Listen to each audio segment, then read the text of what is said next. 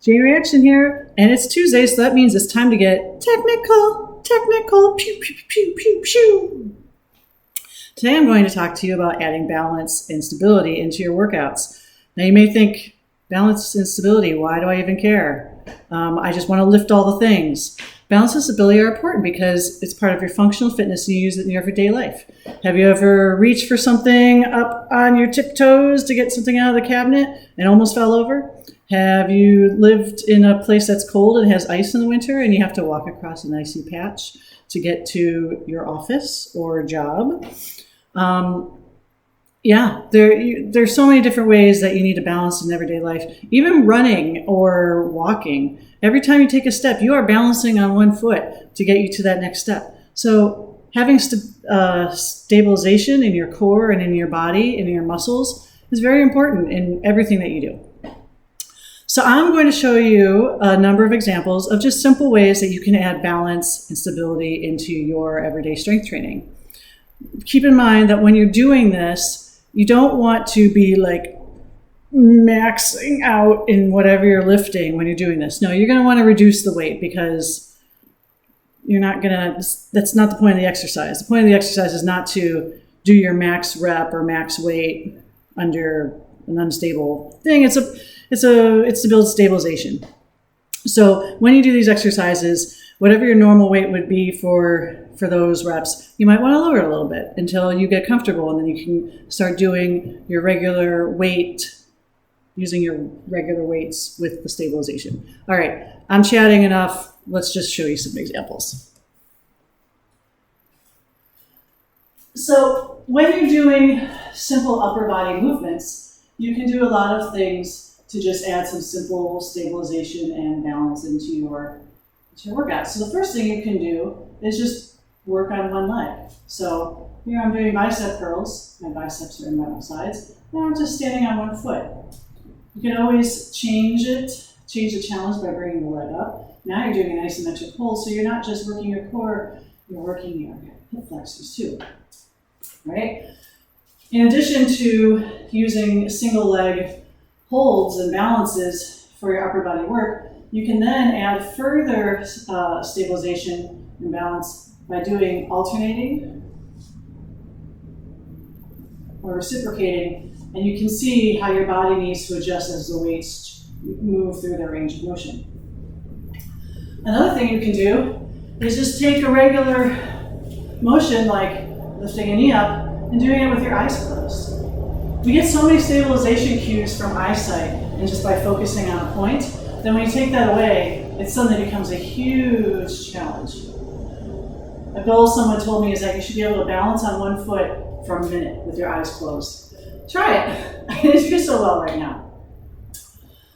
Other things that are important to challenging your balance are just thinking about your base of support. So as I showed you, when you go from 2 feet to 1 foot, that decreases your base of support down to the area of your foot. But you can do other things to change your base of support depending on the movement to add more stability and balance. So for example, if I were to do a weighted lunge, normally when I would go into it, my feet would be about shoulder width apart. And then I'd take a step forward and go down into my lunge there. But if I were to put my feet in line, now I'm narrowing my base of support. It just adds a little bit extra challenge to it.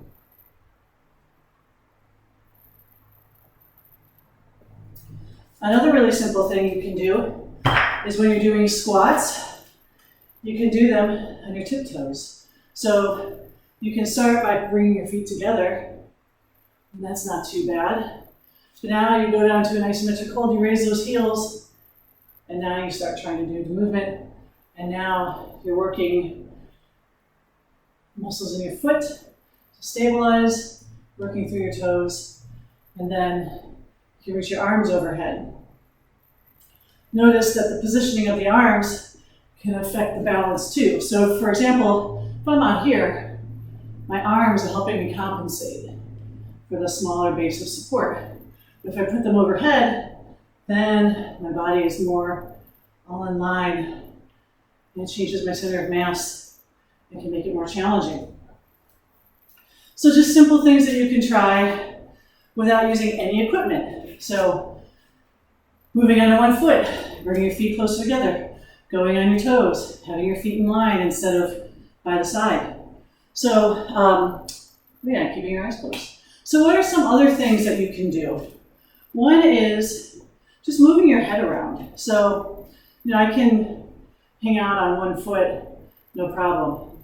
And as I said before, there are a lot of visual cues that help us do our balance. So if I'm focused right here, I can keep a pretty steady balance on one foot.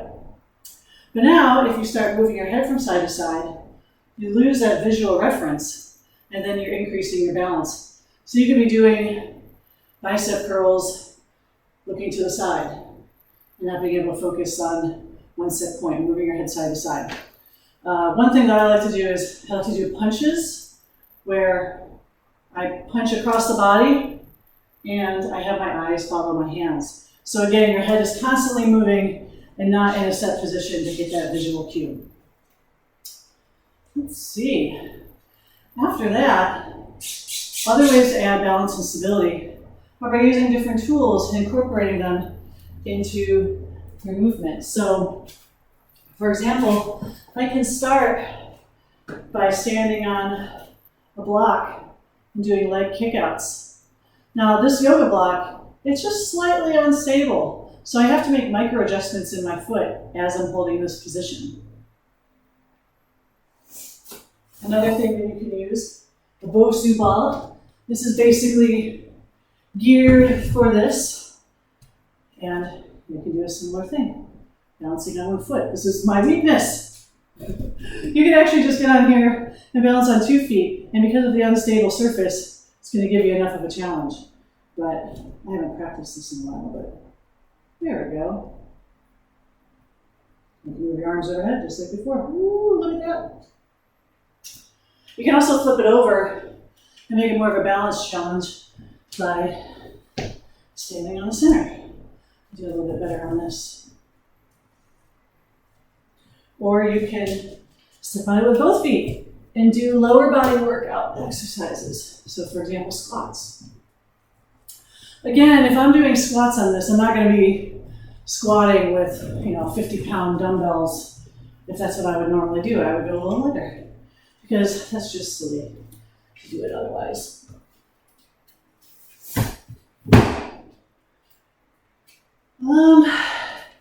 And as I said before, doing single and alternating weights can be applicable to any different position that you're doing. So for example, doing single leg deadlifts, you can have a weight in one hand, right? This is contralateral, so across the body, or I could have a weight in the same side, making it ipsilateral, which is a great word that doesn't get used very often, to change the balance. So you can play around with that and see what's more difficult, contralateral, ipsilateral. Usually contralateral, when the resistances or the motions are opposing each other, it tends to balance out, tends to be a little easier than just having it balanced on one side.